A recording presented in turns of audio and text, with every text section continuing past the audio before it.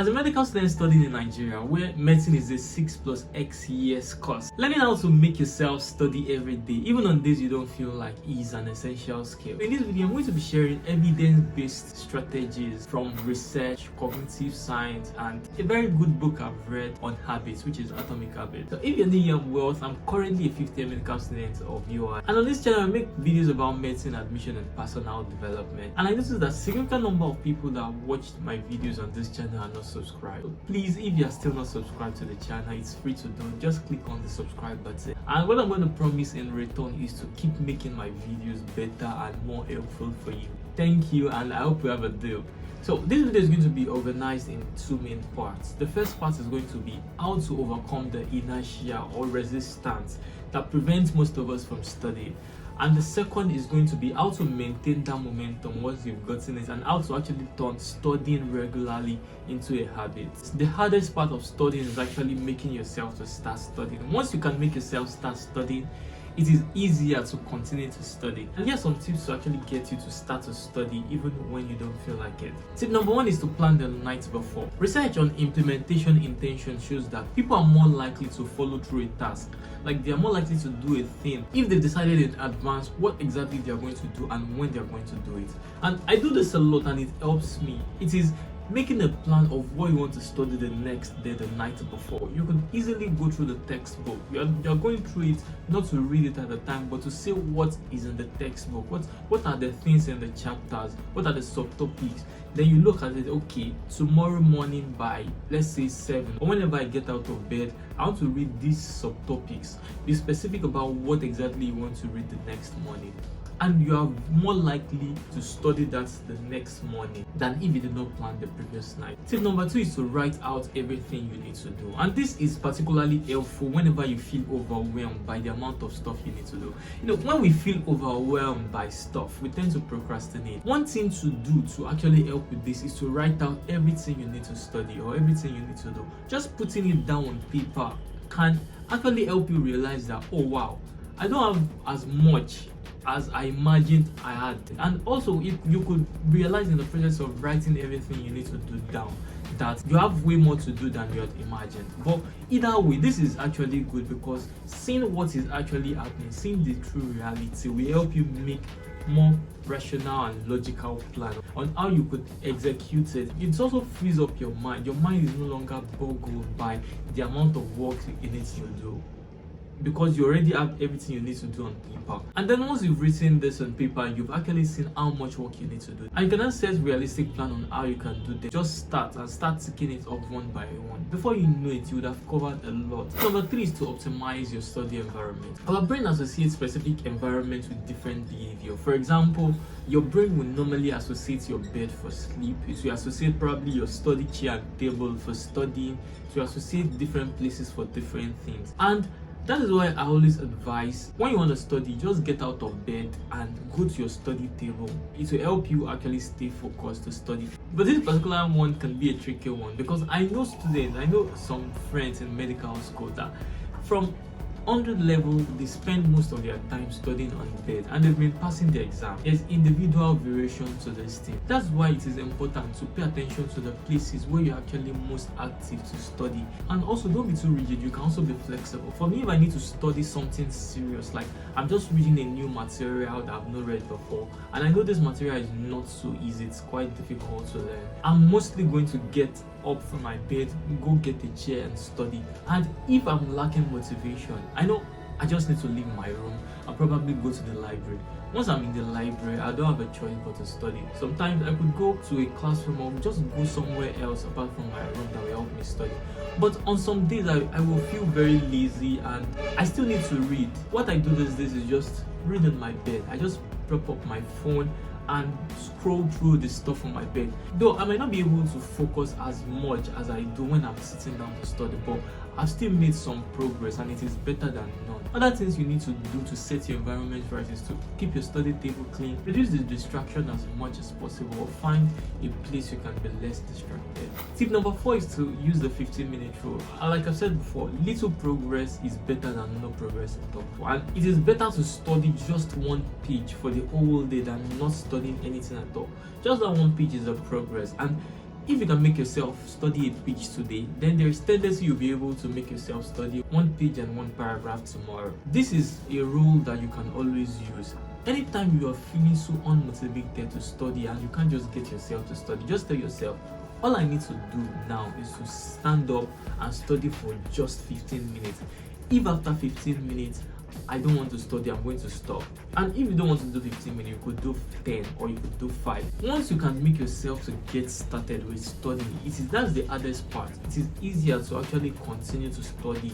And I use this thing a lot, not just for studying in school, but for many other things I need to do. For example, when I was writing the script of this video, as I was imagining what I need to write, it felt daunting, and I was like, oh God. I wanted to procrastinate, but I told myself, this script I'm writing doesn't have to be perfect. I just need to put something down. It does not have to be good. Like, at the end of the day, this video might not be so great, and I can always make a better one. Just reducing the expectation significantly, reduce the barrier, reduce the inertia to start. And I started. Before you knew it, I continued writing the script, and I hope this video is going to be actually useful and helpful. Number 4 is to do the simplest things on lazy days. Yeah, of course, all days are not going to be the same. There are days that you'll be so energetic and you'll be so inspired to work hard.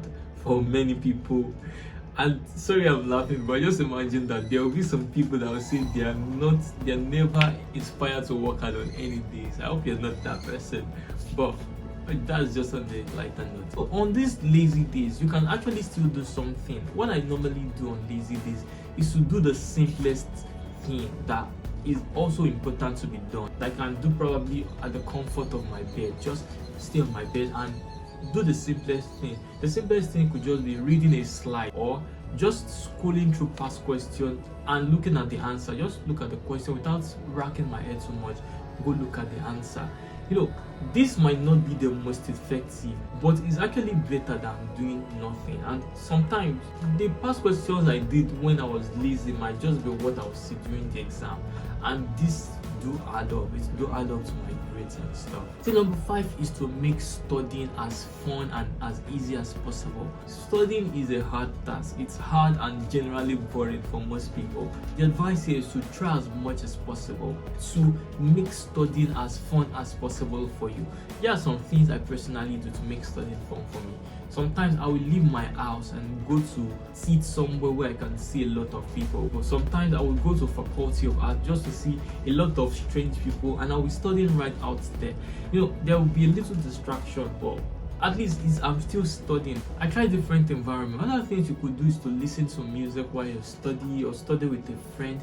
All those things might make your study a little less effective, but make it more fun. And if it is more fun, you're more likely to do it. So let's go to part 2 on how to maintain the study momentum and make it a habit. The first tip is to reduce and eliminate distraction. I've seen a lot of students do this, and I actually also do this sometimes. They will be seated probably at the library, or they are seated to study somewhere, and maybe they're spending 4 hours studying, but they've spent actually 3 hours distracted, probably on social media, scrolling TikTok or doing one of those things. Look at it this way: will it not be a better use of your time if you could just focus for a particular period of time without this distraction? You're going to have more time at the end of the day to enjoy this distraction without any guilt. So that's how I think about it. When I want to study, I try to reduce the distraction as much as possible. I've turned off notification for all the WhatsApp group messages.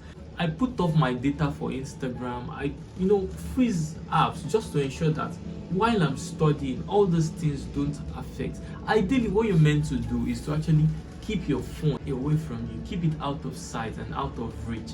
When your phone is not close to you, then you're probably not thinking about this distraction. Once you see them, there's this cue to pick it up and get distracted with them. But I understand, being a Nigerian student, many of us, we study mostly on our phone. So you also have to make your phone a good environment to study.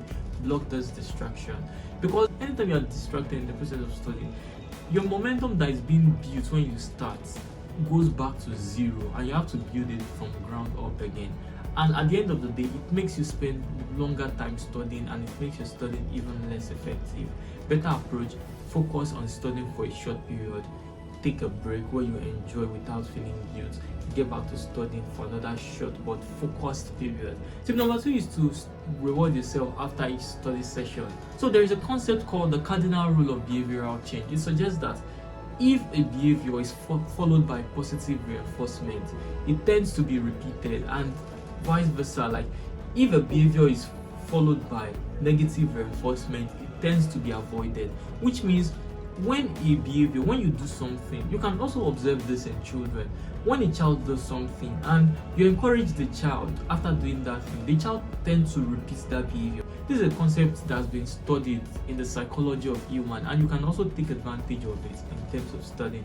So reward yourself anytime you achieve like little things when you study. When you say, okay, I'm going to study for 20 minutes, and you sit through the 20 minutes to study, reward yourself. Your reward could be taking a short walk or doing something fun for yourself, but make sure you're bringing the reward after you've done the task you said you're going to do. Another tip is to use habit stacking. This idea is from the book Atomic Habits. Habit stacking means attaching something you always do or something you want to do to something you need to do. So the something you need to do now is studying. So maybe in the morning you always brush your teeth as soon as you get out from bed. You can tell yourself, after brushing my teeth, I will study immediately. And make it a habit that anytime you brush your teeth, the next thing you're doing is studying. This is the concept of habit stacking. It's going to help you quickly turn studying into a habit. The next one is very important. It is surrounding yourself with motivated people. When you move with some people and they behave some way, you tend to imitate that behavior. If all your friends are people that study a lot, you're just very likely to imitate them and also start studying a lot. So make sure you pick your friends wisely. Surround yourself with people that will motivate you. The LED light I'm using just went off. I hope it doesn't make this video so bad. Anyways, the next tip is to make studying part of your identity. Instead of saying I need to study, tell yourself I'm the kind of person who studies regularly. Just this affirmation helps. This affirmation might seem weird. It actually feels weird for me too, but I believe it works. I believe I'm a person that studies regularly, and I actually do study regularly. Last tip is to stay consistent but be flexible. Just try as much as possible to do something every day as regards to your study, but also be flexible enough. There are days you'll not be able to study a lot, there are days you'll not meet your goals, but it is okay and you should embrace it. On these days you should treat yourself with kindness and love, and just give yourself some room to breathe and enjoy yourself too. So I hope these tips are going to be useful for you. I don't want you to just sit through this video without actually doing some of the things I've said in this video. Please try them. Let me know in the comment section if there's any of those tips I've talked about that you are going to use, or if there's one you would like to share with me that I can try as well. And even after trying this tip, please come back to this video and tell me how well this tip worked for you. Thank you very much for watching the video and for sticking around to this point. And also don't forget to like the video and subscribe to the channel. I'll see you soon. Bye.